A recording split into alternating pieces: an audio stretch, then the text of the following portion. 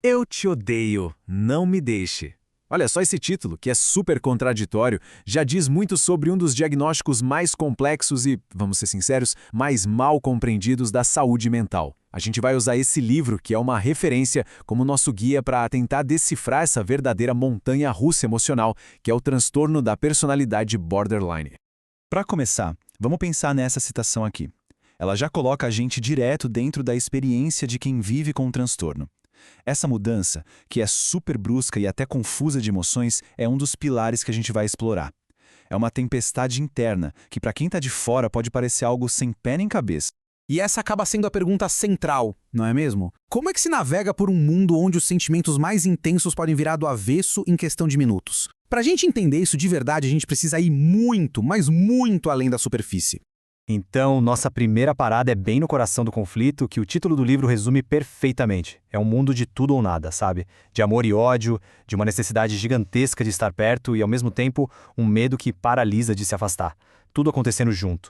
E olha que legal, este slide mostra bem esse paradoxo. O eu te odeio representa o medo de ser engolido pela intimidade, sabe? A raiva vira tipo um escudo para afastar a outra pessoa. Já do outro lado, o não me deixe é um grito desesperado contra o medo avassalador do abandono. É essa dança maluca e contraditória que faz os relacionamentos serem tão intensos e muitas vezes tão instáveis.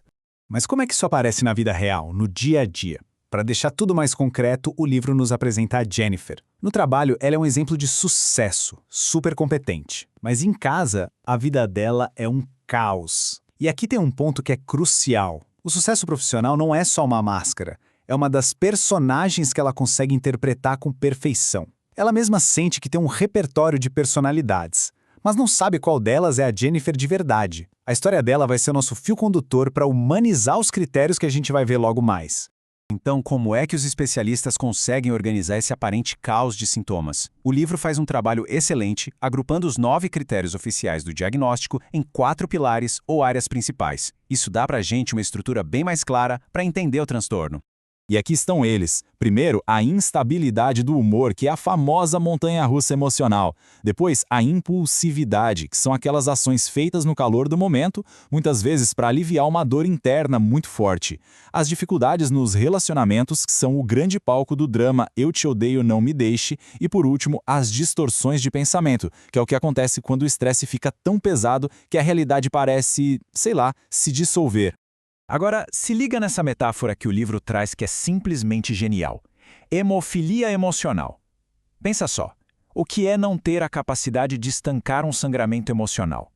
Uma crítica boba ou um simples medo de abandono não causam só um incômodo não, eles provocam uma verdadeira hemorragia de dor, de raiva, de desespero.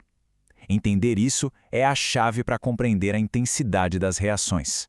Ok, vamos mergulhar nisso de cabeça agora. A gente vai detalhar os 9 critérios oficiais de diagnóstico, organizando eles dentro daqueles 4 pilares que a gente acabou de ver.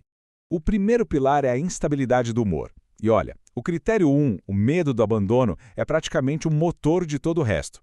Esse medo alimenta as mudanças de humor super reativas do critério 6, que podem durar horas e não dias como em outros transtornos. Ele também está ligado àquela sensação crônica de vazio, como se faltasse algo fundamental por dentro. E, claro, leva a explosões de raiva intensas, muitas vezes completamente desproporcionais à situação.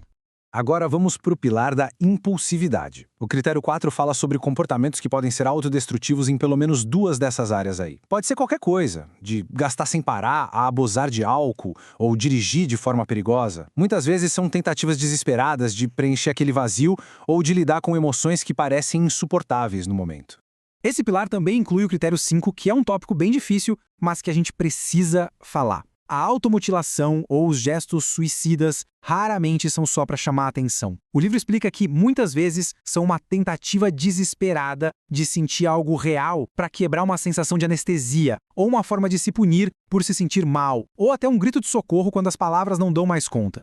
Passando para o terceiro pilar, os relacionamentos. O critério 2 descreve justamente essas relações, que são super intensas e instáveis. Um mecanismo central aqui é o que a gente chama de clivagem. A pessoa não é vista com qualidades e defeitos, sabe? Ou ela é totalmente boa, idealizada, um salvador, ou é totalmente má, um vilão. Não existe meio termo. Um amigo pode ser a pessoa mais incrível do mundo hoje e um traidor amanhã por uma falha mínima, seja ela real ou só imaginada. E aqui a gente tem o critério 3, a perturbação da identidade. Lembra da Jennifer e do repertório de papéis dela? É exatamente isso. Uma sensação instável de quem se é. Objetivos de vida, valores, carreira e até os amigos podem mudar drasticamente, porque a identidade muitas vezes se molda à pessoa com quem se está no momento, numa busca sem fim por um senso de eu. E, finalmente, o quarto pilar. Sob um estresse muito intenso, o critério 9 pode aparecer. Isso pode se manifestar como paranoia, aquela sensação de que os outros estão conspirando contra você, ou dissociação, que é uma sensação de estar desconectado do próprio corpo ou da realidade. É como se a pessoa estivesse assistindo a um filme da própria vida sem controle nenhum. Uma questão que sempre aparece e é super importante é a confusão do transtorno borderline com outros diagnósticos, tipo transtorno bipolar e TDAH.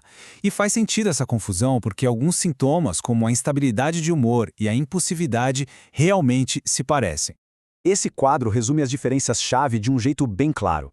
O ponto crucial é o seguinte: no borderline, as oscilações de humor são muito rápidas, duram horas, e quase sempre são uma reação a alguma coisa que aconteceu num relacionamento, especialmente o medo do abandono. No bipolar, as fases de mania ou depressão duram dias ou semanas e são menos ligadas a gatilhos externos, são mais bioquímicas.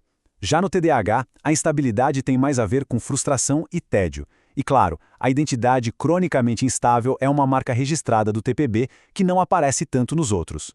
Então, depois de analisar todos esses critérios, o mais fundamental é ir além do rótulo.